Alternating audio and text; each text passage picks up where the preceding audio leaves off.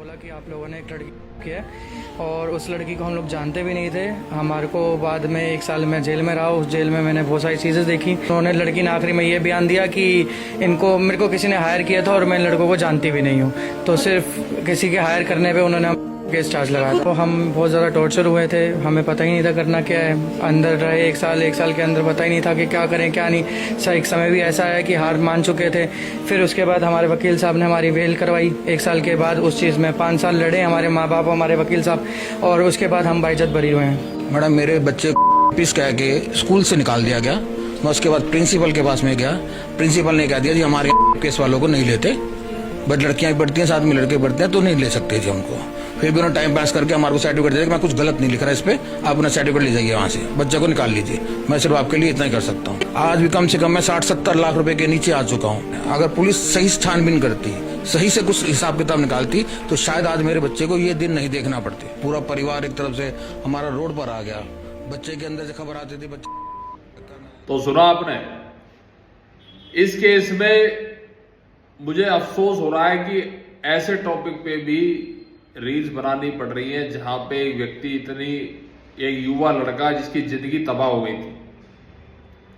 ये किसका फेलियर है? ये हमारा आपका फेलियर है, समाज का फेलियर है, पूरे सिस्टम का फेलियर है।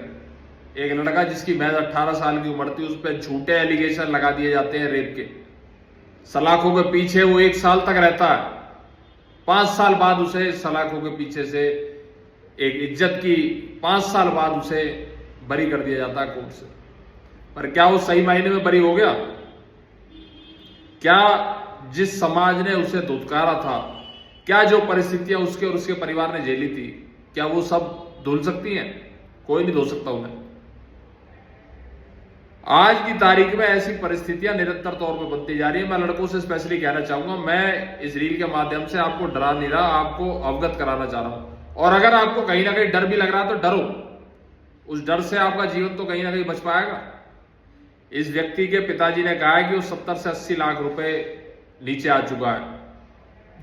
तो पैसा अगर नहीं है तो और आपकी जिंदगी खराब है, ये ध्यान रखना।